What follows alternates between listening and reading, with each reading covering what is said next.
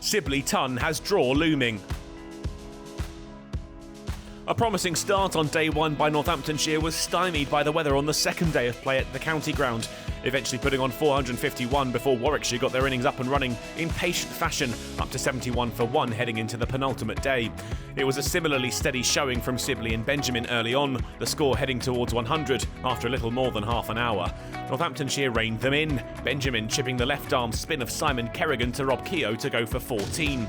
Sibley remained, painstaking in his approach, patiently accumulating, and finally, with a single off Kerrigan, he moved to 50 off 175 balls, an innings that featured just 2 boundaries.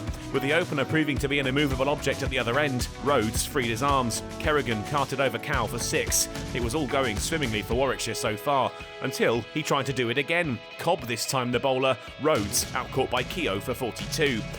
The rare sight of a Sibley boundary before lunch. He and Lamb wandered in soon after, having added 100 runs to the total, 280 more needed to draw level with the hosts. Sibley went up a gear after the break, some confidence found, the score ticking along towards 200, the opener with the majority of them, and heading towards a ton.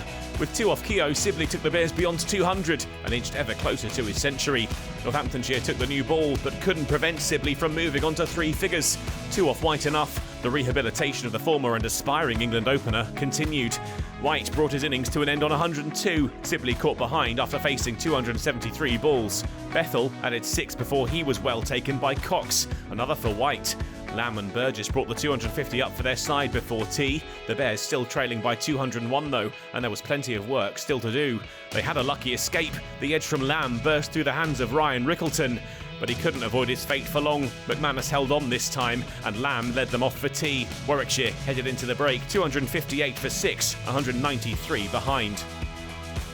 Burgess was joined by McAndrew after tea, and the pair struck up an effective and determined partnership, dismissing fears of a follow-on. The Bears' keeper batted at some rate, and after facing 58 balls, he moved to a half-century with a single off Kerrigan. The partnership matched it, the 7th wicket worth 50 with 4 down the ground from McAndrew. Northamptonshire struggled for opportunities. The Bears' duo kept finding the boundary, Kerrigan a favourite of both. Burgess got as far as 77 when Rickleton had his redemption. The catch a simpler one this time, but he made no mistake. A third of the innings for White.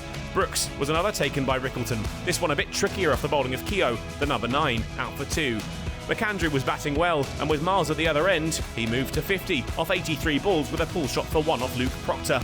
Miles hit out at Kerrigan, 6 added before the end of the day. Warwickshire wandered in soon after with the score 396 for 8, trailing now by just 55.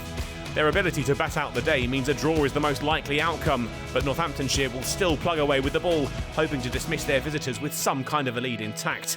A charge for the win, though, looks unlikely, but these two will fight tooth and nail all the way to the line.